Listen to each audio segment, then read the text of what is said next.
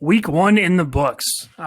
Goofy one to say the least. And let's talk about how I did. Right, that's what we're here for. And nowhere near up to my standards. Now it's week one. I'm not going to be super worried about it. There's a lot of games you're working with suboptimal information to say the very least. And we still made money, so it's not the biggest deal. But some goofy stuff to be sure. So let's go through game by game and just kind of talk real quick about what happened. So Tampa Bay, Dallas last Thursday night. I had the Bucks to win, the Bucks to cover, and the under on that one. I'll say first of all, just to start with the under, I was just wrong about. I really overestimated the ability of the Buccaneers defensive line on the interior to rush the passer, which is a lesson that I learned throughout the course of last year. Over the course, of the off season, some stuff can get kind of lost. That being one of the main things that is going to be a little bit of a theme here. But I'm glad I got the reminder early because that definitely helped me out past that. Now, another theme of week one that continues over from last year for me is real goofy shit as far as things that are completely uncontrollable and don't relate to the actual ability of the players, specifically referring to rushing fumbles. Rushing fumbles are completely random. There's no predictability to them at all. And annoyingly, this is another week and another week where I think there was one rushing fumble in my favor and maybe 6, 7 against me in very key moments. So whatever. Not going to get too much into it. It is annoying though, but that applies to this one. Buccaneers driving late in the game would have covered if they scored the touchdown. Now, there was some time left. I'm not going to trip too much about this one, but obviously Chris Godwin fumbles into the end zone. Overall though, like I said, I was just kind of wrong about the strength of the Buccaneers interior and the underestimated the ability of Dak Prescott, which is too bad because he's a player I really, really respect and like a lot. And let's just say the Cowboys are for real, especially offensively. Even with Michael Gallup getting hurt in that game, don't trip too much about it. Their offense, as long as those tackles are healthy, is very, very, very good. Will Collins also is suspended right now after this game. That sticks. That hurts. But whatever. Not going to trip too much about it. Jacksonville, Houston. So I picked the Jags to win this game and for them to cover and the under. All three of which, nope. Now, again, I'm not going to trip too much about it. That is a rookie quarterback playing his first NFL game. That's why I don't actually bet on games with rookies in the beginning of their rookie seasons because you have no idea if they're good or not. Turns out Trevor Lawrence not so good in his first game. Now, there were absolutely extraordinary circumstances. Something I really, really didn't expect was for the Jaguars to actually give playing time to Andrew Wingard. If you're not familiar with that name, he's the worst player in the NFL, and he somehow started this game at safety for the Jaguars. If he is on the field, the Jaguars will lose the game, effectively guaranteed, and that is what happened here as a Tyrod Taylor-led offense consistently was beating them deep and down the field, almost exclusively because of his presence. And that may sound exaggerated, but trust me when I say if there's somebody on the field who cannot physically or mentally keep up at even a outside NFL level, your defense is screwed, and that's what happened here. Now, their offense obviously was very bad at moving the ball. They couldn't run the ball at all, which is interesting to say the least, and I am actually a little bit concerned about that. A.J. Cann regressed to who the player I thought he was. Last year, he played way above his head for most of the year, and he was still kind of below average, but before that, he had been one of the worst linemen in football, and that resurfaced in that game. So, going forward, I'm definitely real worried about the Jaguars, but also with the Texans, don't get it twisted. They're still really, really bad. Next one. So, Chargers, Washington football team, 100% on this game. Figure the Chargers would win. Had them +1, I think was what the game or the line was by the end of it, and under 44.5. Really, this is what should normally be happening. This game effectively went exactly how I predicted it, say including the score ranges for both teams. The Chargers 16-23, Washington 14-21. I think the final score is like 20-16. So that's normally what will happen. Not to toot my horn, but there's video evidence from last year, a lot of that. So regardless, if you look at what happened in this game, the Washington football team has a pass rush, but the high end of it gets overrated. The Chargers' offensive line has improved. Justin Herbert is a legit quarterback, and especially Keenan Allen is just too good, no matter how good your defense is, to keep in check. And so the Chargers are able to move the ball with or without Austin Eckler. I think if he was fully healthy, this game might have gotten a little bit worse. And one thing I want people to realize, too, is this Chargers defense is pretty damn good in a lot of ways. There will be situations they struggle, but don't be surprised if they hold a lot more teams under 20 than maybe you're expecting. As far as the Washington side of things, offensively, it was always going to be tough with them losing Curtis Samuel before this game. Because then, you're kind of repeating last year where it's just one offensive weapon, albeit a very good one, in Terry McLaurin. And then a lot of Adam Humphries helps a little bit, but it's tough. And obviously they lose Ryan Fitzpatrick in this game. Now, don't trip too much about that going forward. Taylor Heineke's good. He did a bunch of really impressive stuff, not just in the Buccaneers game, but also the game I believe he played against the Panthers last year. And I am very comfortable saying there's not going to be a huge drop off between the two. I think my preseason rankings, Ryan Fitzpatrick was like 24th, and Heineke was like 28th out of quarterbacks. Like they're very similar, not in play style, but in quality. So I'm not actually too concerned about that. It sucks, it's sad, but it's whatever. Next one, another perfect one, Seahawks, Colts. I had the Seahawks -3 on the road, under 49. Both of those came true. And this one was just, easy money. The only reason I didn't end up putting this in the strong category, this was just an okay for me, was because of the uncertainty with the Seahawks' new offensive scheme. Well, it turned out they did it pretty good, albeit the Colts defense is not exactly amazing, especially as opposed to last year. They lost important personnel that people were underrating. Xavier Rhodes was out this game too, right before, which I should have taken into account more. But listen, the Seahawks are back. They're for real. They're going to win double-digit games because Russell Wilson throwing to these receivers has one of the highest floors as an offense in football. Now, they're still likely going to play in mini games that go a lot closer than this. The Colts offense not constructed to take advantage of a lot of things, given their lack of receiver talent. There's a lot of concerns with the Colts now. I think they can beat up bad teams, but with the higher end, like the Seahawks, it's going to get tough. What's next? Jets, Panthers. So this was another one. I ended up getting this one right, but fucking random. Zach Wilson, first game as a rookie. Jets +4.5. I think they lost by 4. And I had the I had the over 45 on that one. And that's right. So that one ended up being wrong. That's my fault. There's no reason.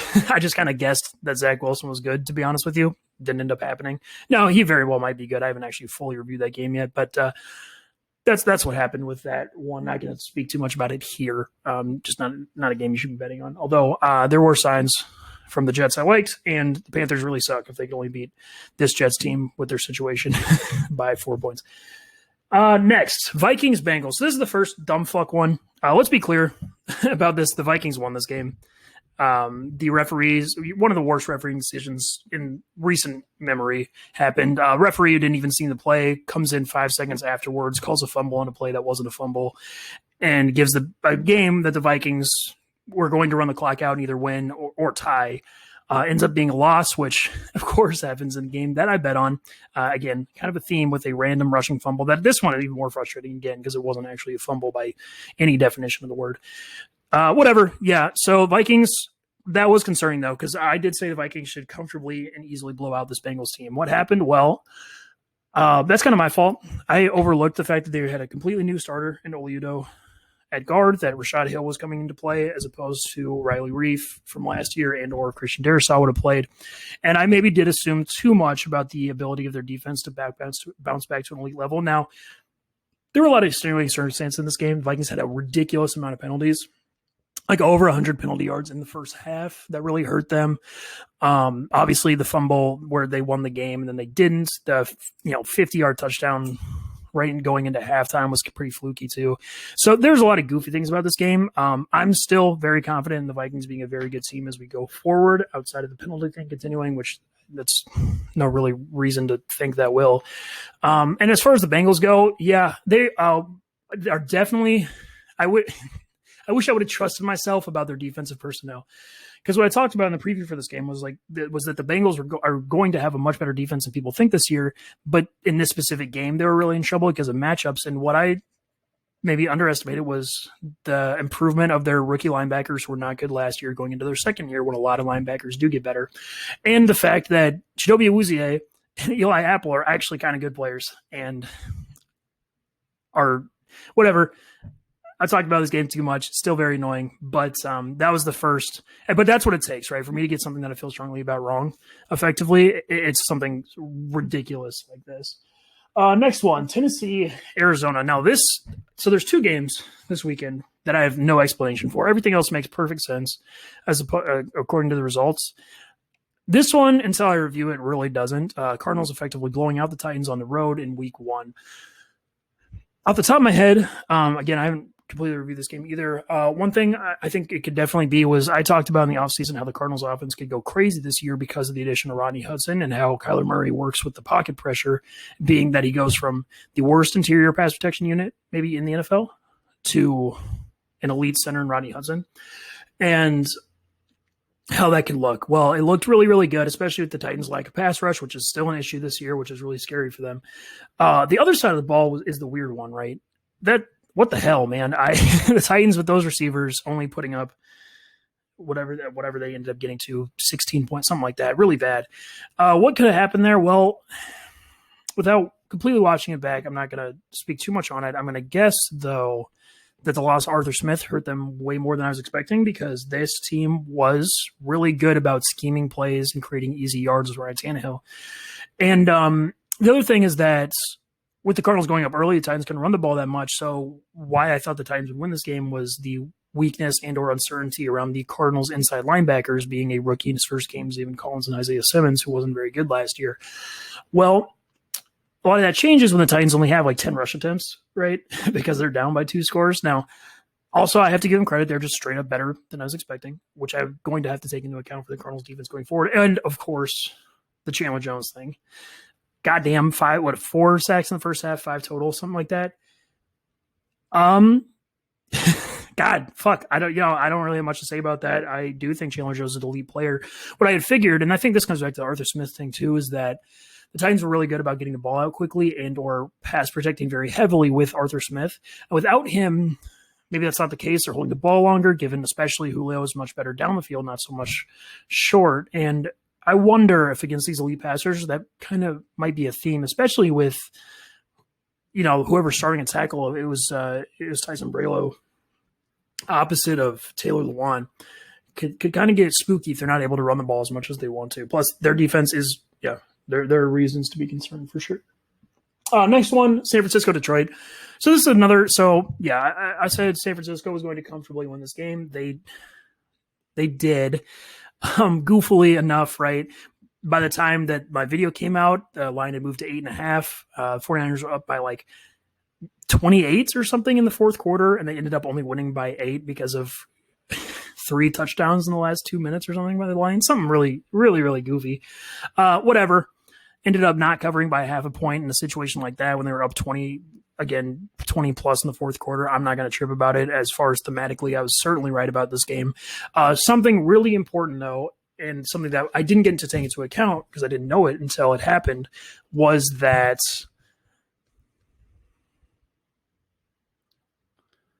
all right, 1 second here.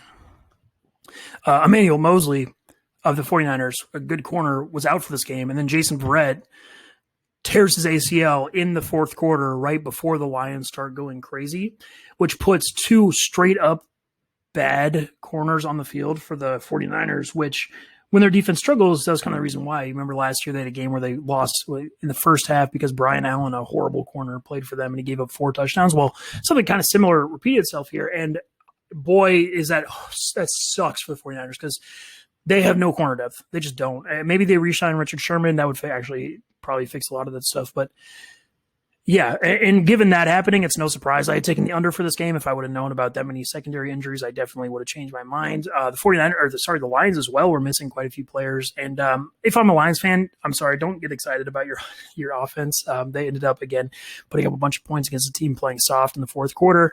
But overall, they really had struggles moving the ball. They do not have much receiver talent against legitimate NFL secondaries. And they were down by a whole lot in this game for a reason. Pittsburgh at Buffalo. So another one that was right about. I said the Steelers could easily win this game, that the line on this was bonkers. That was one of the easiest ones you're going to see. That's what ended up happening. The Steelers, of course, win despite being 6.5 point underdogs, something plainly ridiculous. And yeah, it basically went exactly like I said. Is the Bills' defense is soft. The Steelers can comfortably move the ball a lot of times. Against it. That's what happened in the second half. Now, in the first half, I will very much give the Bills credit. They played a lot better than I expected. Now, that also makes sense because the Steelers do depend on breaking tackles and having yards after catch. And with how good the safeties of the Bills are, along with Terrell Edmonds, like I can see where I was wrong about that. But overall, the point is that the Steelers are every bit as good, and or their defense gives Josh Allen trouble. Josh Allen was not very good in the Steelers game they won last year. He was not very good against the Ravens, who run the most similar stuff there is to the Steelers across the NFL, or at least have, in either of those games. So, yeah, that's what it was. I just didn't think Josh Allen had it. Now, let's be clear, though, going forward, the Bills are still going to be amazing. Don't trip about it. This is a very, very specific scheme thing. Quarterbacks who struggle against the Steelers normally constantly struggle against the Steelers, no matter how good or bad their offense is. And I'm not worried about it at all once they play basically any other team. I don't know if they catch week 2 off the top of my head, but don't trip about the Bills. They're still going to be really good. I'm not worried about it. But yeah, the Steelers, I mean, they're good for a reason. They're going to continue to be good with Mike Tomlin as their head coach, and that is absolutely still the case this year. Philly, Atlanta. So another one I got right. Said Philly, despite being, they were 3.5-point underdogs. That didn't really make sense to me. This Falcons team is fucking ass. So yeah, that was just pretty easy. The Falcons only putting up 6 points is, I will grant, kind of crazy because this Eagles defense is still pretty overwhelmingly not bad, but very weak, especially in the passing defense down the field, which will be the case going forward still. Let's be clear, the Falcons just have one really good receiver, one capable receiver who caught 0 passes this game. That I'm not sure how that happened. And then a rookie tight end and Hayden Hurst, which it'll get you somewhere against bad defenses. But with the Eagles fully healthy, running the ball so much, controlling the clock so much, and having such a dominant run stout defensive front, it gets really hard for a team like the Falcons to have a weak offensive line, especially on the interior, stuff like that.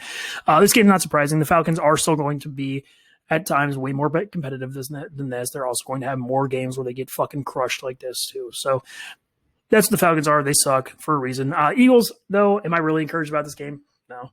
Once they play better defenses, especially this matchup's so bad for the Falcons, it's going to get a lot tougher when they put more on Jalen Hurts. Browns, Chiefs. Another one that was pretty free money as far as the Browns spread. Browns are just – okay, so this is going to get controversial because the Chiefs, of course, ended up winning this game. But as far as I'm concerned, the Browns are a better team. They're significantly more talented across most of the ball or most of the positions. And this is a game that they very comfortably should have won. Now, they didn't, obviously, because this is something I need to keep in mind with the Chiefs. Chiefs have Patrick Mahomes and Tyreek Hill and Travis Kelce. And nothing else really matters. They can be as bad as they want to be at a lot of other spots. As long as they're not playing against a dominant team, they're just going to kind of end up winning anyway. And that's what happened here. Now, Browns are amazing. They're going to kill the vast majority of opponents they play this year. Be very excited if you're a Browns fan. Like the first half of this game is what it's going to look like most of the time. But yeah, when you catch Patrick Mahomes like that, and I will say the offensive line for the Chiefs, which is my main concern as far as picking the Browns to win this game, got a whole lot better in the second half, which, kind of makes sense as it was 3 guys playing in their first NFL games. And generally, the best way to get better is with experience. So whatever. The line was easy. I did pick the Browns to win, which obviously didn't in the end, but very, very close. I'm comfortable with that. Stupidly of me, I did take the under. I figured the Browns would run the ball a whole lot more, but I was just wrong. That was just a bad decision on my part. So then the next game that I have no idea. Packers Saints. What the fuck? I'm going to have to reevaluate a whole ton of things that I thought about the Saints going into the year. According to this game, I have to watch it and really figure out what was going on. And the Packers too, because I'm not even barely going to speak to this game. It just doesn't make very much sense to me off of what I know about it. And I'll figure out what it is. It's going to make sense eventually, but as of right now, yikes. And that was my other strong bet that I got wrong. Was that one that I legitimately got wrong. Next one, Denver Giants. This is another game that went exactly how you said.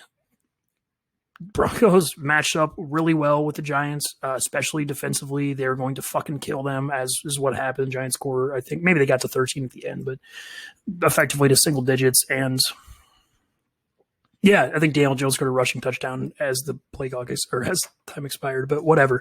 Broncos defense is for real, especially against teams that are less than elite. They're going to be very dominant defensively. And as an offense, listen, they do a lot of smart stuff scheme-wise. Teddy Bridgewater, people can shit on him all they want, but he executes offense very well, and he's going to execute this offense very well, especially behind a good offensive line. And Broncos are good for sure. I don't think that with Teddy and the injury to Jerry Jeudy and stuff like that, they're really at the top of the AFC with like the Chiefs and Browns, but like they're super capable, and they're going to beat, again, a lot of really bad quarterbacks. They will blow them out, so be ready for that as we go forward. in the season. Last 3 games, so Miami, New England, whatever. Rookie quarterback, didn't even care. Would have ended up being right. I picked the Patriots to win, but this is another one where there's a rushing fumble in the last 2 minutes that straight up took the win that the Patriots are going to have and turned it into a loss. Whatever. I didn't put any money on this game, so I don't really care that much, but still annoying. Mac Jones, though, Dolphins defense is tough. I'm not going to make too many judgments about him. I actually think he's probably okay. And Dolphins, kind of the same thing where it's like I did think they were kind of bad. I don't really think that changed, or their offense at least, and I don't really think that changes given this game. So whatever, coin flip game, it happens. So then the 2 night games, Rams, Bears. So this Rams one, I didn't end up putting a video up, but I had the Rams to cover and to win as okay bets. I didn't feel strongly about it, and I had the under 46 as a weak bet, so I got that one wrong. I got the other 2 right. And, yeah, I'm not going to speak too much about it outside of this is exactly what I was talking about with Matthew Stafford and the Rams offense as far as how goddamn good it makes sense that it was going to be because McVay fixes so much about what kept Stafford from reaching the elite level as a quarterback. And it's for real. Also for real, though, is that this Rams defense is not even close to what it was last year with the losses in the secondary, with the loss of Michael Brocker, stuff like that. That shit matters, man. And you're going to see more teams able to move the ball than you're comfortable with as a team that's expecting to be, the best team in the NFC potentially. So keep that in mind. Last game, Ravens, Raiders. I had the Raiders +4 at home, the over 50.5, and Baltimore to win. So the first 2 were okay bets. Baltimore to win was a weak one. Yeah. I don't know. That game made a lot of sense, basically. The Ravens are going to beat up on bad safeties. I was unsure how bad the safety of the Ravens or the Raiders were. They actually didn't end up being this bad. The over did only end up cashing because of a bunch of late scores. But if you look at the game flow of that game, there were so many opportunities to score much like longer touchdowns and much bigger plays that especially Darren Waller just kept dropping, which you can say what you want, but I think the game flow clearly indicated that game should have gone over regardless. And the Raiders are good on offense. They're consistently pretty good on offense, and their defense, especially along the front, is definitely better than it was last year. Now, I had some injuries in this game. We'll see going forward how that holds up. But 2 fairly competent teams, and with the Ravens, listen, they're still very good and will beat the same types of teams they've been beating for a long time. So, that's my week 1 review. Just real quick with the betting results. Again, nowhere near my standards or where I was for effectively the entirety of the last year. But being week 1, with all this rookie shit and some just really, really stupid results that ended up going against me, I'm not too concerned about it. But, yeah, week 1.